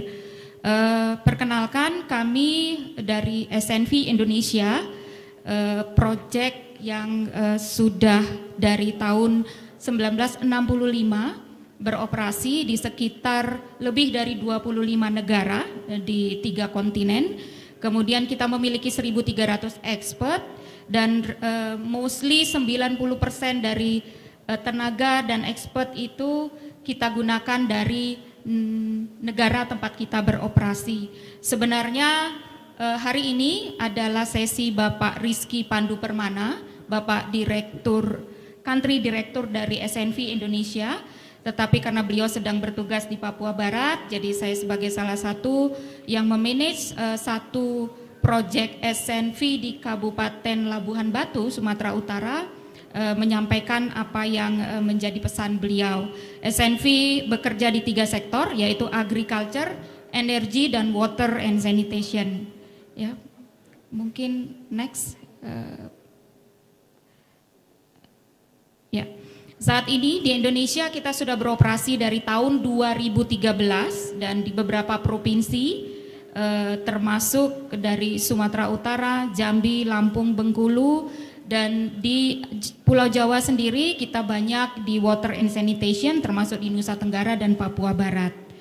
Kemudian yang ingin kami sampaikan adalah bagaimana sebenarnya proyek yang sedang kita lakukan di Provinsi Sumatera Utara dan kaitannya dengan other land use, Net Sink 2030 ya. Proyek ini bernama BIPOS atau Biodiverse and Inclusive Supply Chain Palm Oil. Latar belakangnya adalah bagaimana kita melihat hilangnya keanekaragaman hayati dan habitat alami yang berdampak negatif. Next, Pak. Satu lagi, Pak. Next. Ya. Kemudian kita tahu kelapa sawit ini adalah komoditi yang cukup menjadi perhatian internasional dan nasional. Tetapi kita juga paham bahwasannya petani sawit itu menyumbang hampir 40% dari total luasan areal sawit di Indonesia. Jadi sekitar 4,2 juta hektar. Dan estimasi mereka menyumbang sekitar 35% dari total produksi dari negara kita. Sehingga penting bagi kita untuk melibatkan petani dan melihat bagaimana sebenarnya petani ini sangat penting dalam memahami keberlanjutan dan mencintai alam sekitarnya. Kemudian petani sekarang itu tidak memiliki alternatif lahan untuk mengkonversi atau mungkin integrasi dengan komoditi lain. Jadi mereka sangat fokus kepada sawitnya, walaupun mereka tahu mungkin ada peluang untuk komoditi yang lain, sehingga kita bisa memberi seperti knowledge bahwasannya menanam monokultur sawit yang mendominasi sekarang itu tidak menjadi yang utama. Nah, next. Kemudian tujuan proyek kita, biodiverse and inclusive palm oil supply chain, adalah mengaplikasi model sawit yang regeneratif bagi petani swadaya dalam areal bebas deforestasi di Indonesia. Ya. Kemudian memastikan kelangsungan investasi jangka panjang sambil memberikan mata pencarian yang beragam dan mengurangi tekanan pada ekosistem hutan. Kemudian pemberdayaan terhadap 2.500 petani swadaya di rantai pasok Kabupaten Labuan Batu, Sumatera Utara, dan menciptakan 100% produk minyak sawit yang bebas deforestasi, termasuk sertifikasi keberlanjutan. Dan kemudian mendukung transisi semua pertanian dari business as usual, ya, BMP, better management yang seperti yang sudah dilakukan, menuju ke transformasi kepada pertanian regeneratif.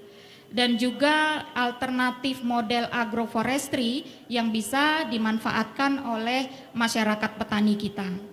Dan juga salah satu program kita adalah memanfaatkan bagaimana pendanaan untuk melindungi dan memulihkan ekosistem sekitar kawasan hutan kemasyarakatan.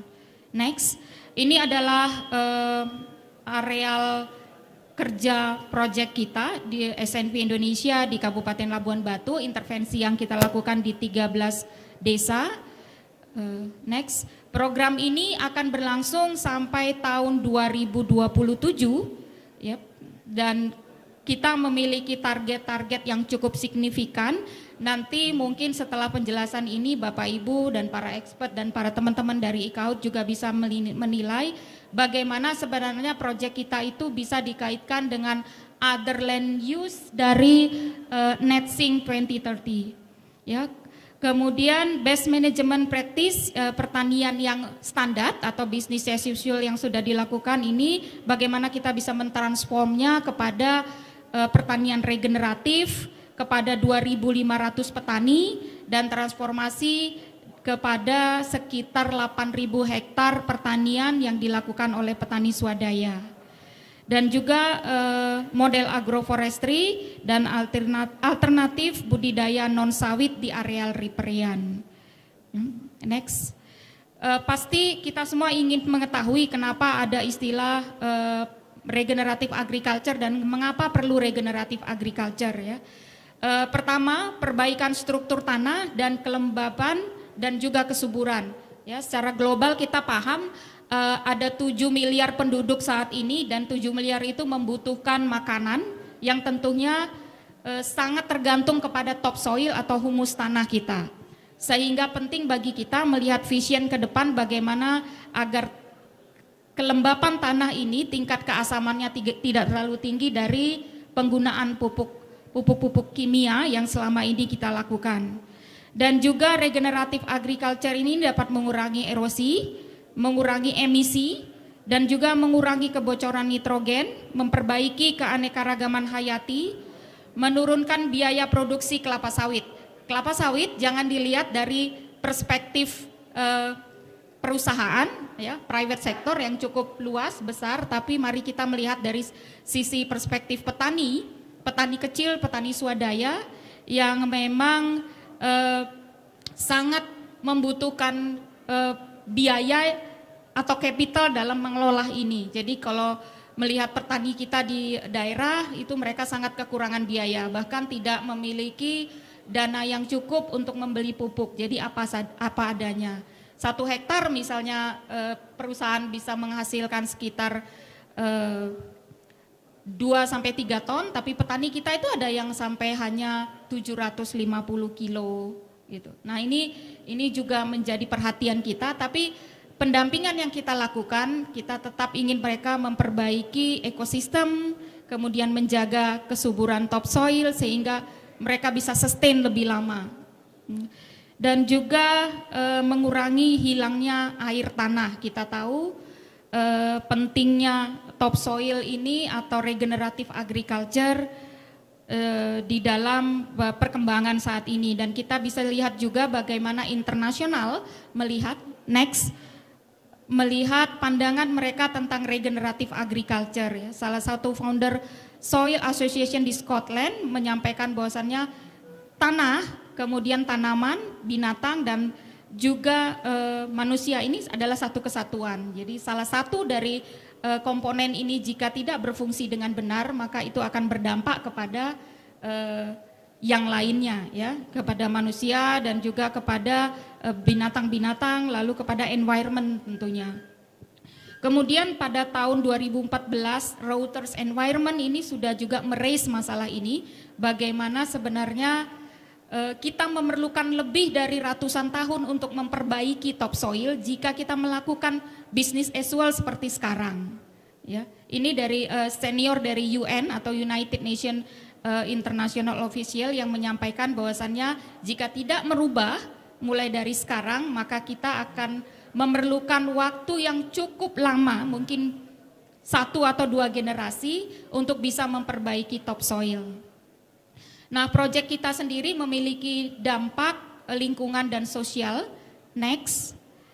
Ya, environmental impact yang kita akan lakukan adalah bagaimana landscape yang di intervention area kita itu bisa melakukan intensifikasi kelapa sawit dan ekosistem di sekitar 8.000 hektar di bawah manajemen sustainable, maksudnya land management sustainable, kemudian climate positif, mungkin bisa berkontribusi sekitar 260 metrik CO2 safe, yang kemudian restorasi dari lokal biodiversity juga.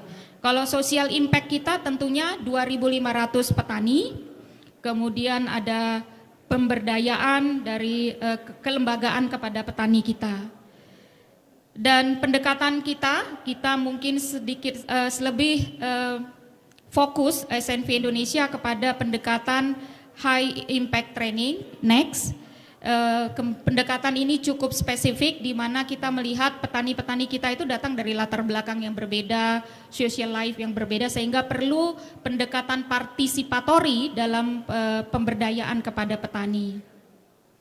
Kemudian next, pembangunan unit kompos. Jadi kita tidak hanya mempromot program regeneratif agriculture, tetapi juga bagaimana kita bisa mendampingi petani dalam membangun unit kompos dan juga pemberdayaan terhadap financial literation untuk petani-petani kita sehingga mereka lebih mature dalam memutuskan keuangan mereka dan future yang akan mereka hadapi, dan tentunya dengan tetap kepada pendekatan regeneratif agriculture hubungannya. Next. Selain itu secara individu petani-petani juga kita berdayakan bagaimana mereka jika ingin membuat composting untuk tanaman komoditi mereka secara individu, karena mereka yang kita dampingi adalah petani swadaya, dan juga pemberdayaan di beberapa komponen dan sektor lainnya. Saya pikir tidak kurang dari 10 menit, mudah-mudahan Mbak Wanasari sehingga bisa memiliki kesempatan untuk question and answer lebih banyak. Terima kasih kepada IKHUT karena mengundang SNV Indonesia untuk berbagi tentang regeneratif agriculture. Semoga dapat juga memberi kontribusi dari sisi other land use terhadap NetSync 2030. Oke, terima kasih Ibu Baratisai. Beri tepuk tangan kepada SNV Indonesia. Pak Dirjen masih bergabung bersama kami?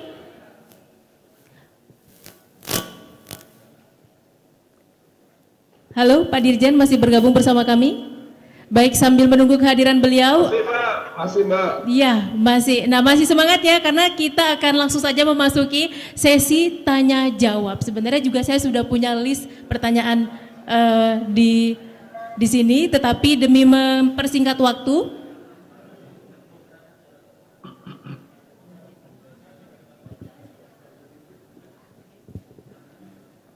Baik, kita ke Q&A atau ke acara langsung pelantikan?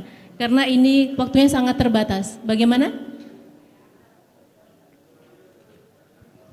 Oke, baik, sayang sekali karena instruksi dari panitia kita harus menutup diskusi ini. Sepertinya saran dari Pak Wadekan ini harus diikuti bahwa IKHUD next time harus membangun ataupun kembali membuat diskusi yang lebih menarik terkait Volunet-SINK 2030. Demikian, beri tepuk tangan yang meriah kepada seluruh narasumber yang hadir di sini.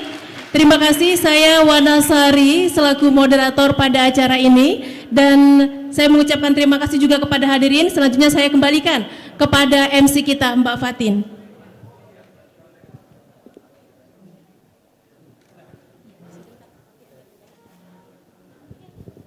Tepuk tangan dulu dong untuk diskusi panel kita pada siang hari ini. Aku sampai lupa lepas masker. Baik, selanjutnya ada penyerahan plakat untuk para moderator dan juga narasumber. Boleh sebelumnya untuk foto bersama dulu, terlebih dahulu, silakan. Sebelumnya saya ingin mengundang untuk penyerahan plakat Bapak Dekan Fakultas Kehutanan Universitas Sumatera Utara, Dr. Insinyur Rudi Hartono SHUT MSI, untuk bergabung bersama kami, Bapak.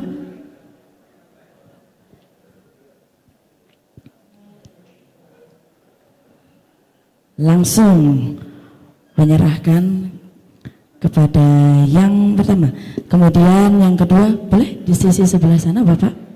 Kemudian saya mengundang Bapak Romo HR Muhammad Syafi'i SHM Hum, boleh bergabung bersama saya Bapak Romo.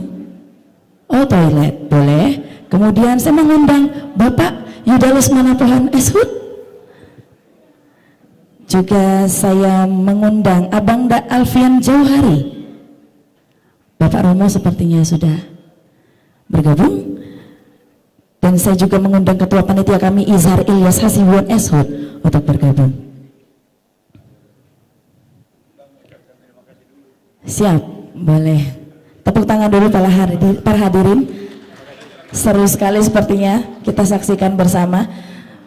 Baik, langsung saja Kepala Dinas Kehutanan Provinsi Sumatera Utara yang langsung akan diserahkan oleh Dekan Fakultas Kehutanan Universitas Sumatera Utara oleh Bapak Dr. Insinyur Rudi Hartono SHUT MSI.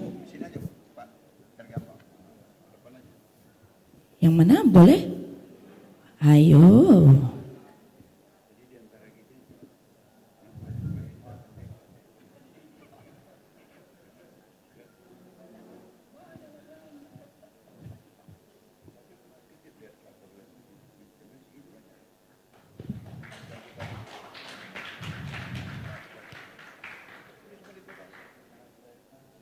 Baik.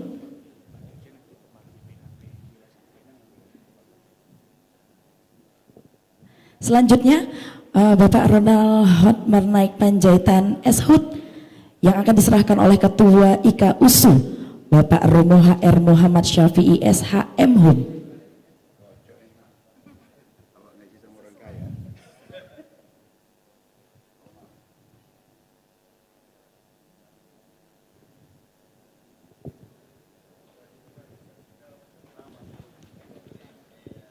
Jangan ragu tepuk tangannya para hadirin. Saya melihat bisik-bisik itu, mendengar maksudnya. Selanjutnya Bapak Dr. Alvan Gunawan Ahmad SHUT MSI yang akan diserahkan oleh Ketua IKHUD Universitas Sumatera Utara Bapak Yuda Lesmana Pohan SHUT. Silahkan. Ini kalau tidak kencang tepuk tangannya, waduh. Mantap. Selanjutnya Ibu Barati Sai yang diserahkan oleh Abangda Alfian Jauhari.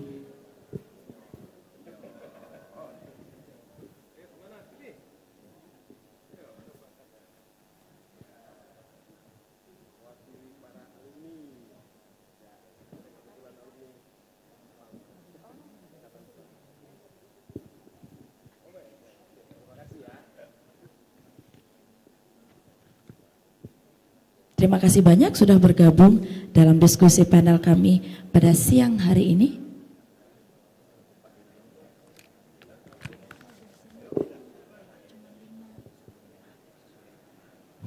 Dan selanjutnya, ini sang moderator kami, Mbak Wana Sari, Esos MIKOM, yang akan diserahkan oleh Ketua Panitia Izar Ilyas Hasibuan Eshud.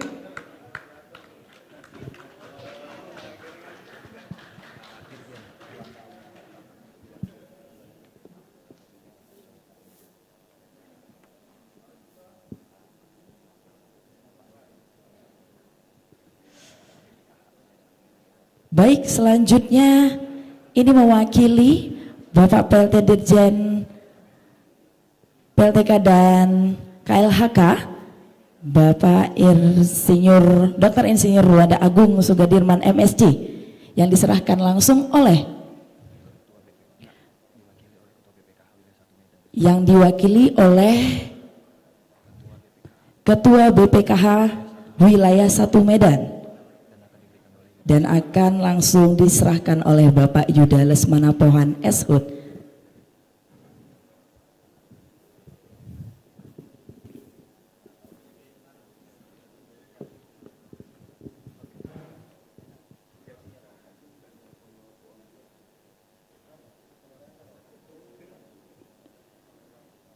Mantap, terima kasih banyak sudah bergabung dalam diskusi panel kita siang hari ini. Boleh untuk semuanya merapat, Bapak Ibu, untuk foto bersama. Sudah langsung diabadikan. Kameramen sudah ready sepertinya di depan.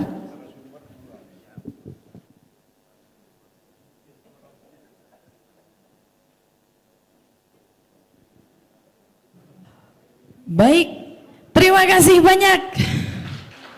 Sambil menunggu persiapan makan siang kita di luar ya, sesaat lagi kita akan memasuki puncak acara kita pada siang hari ini. Tapi sebelumnya saya ingin menyapa kembali, salam rimba, rimba, rimba, rimba. Itu biar nggak ngantuk. Silakan kembali ke tempat duduknya masing-masing. Bapak Ibu, terima kasih. Dan nyanyian yang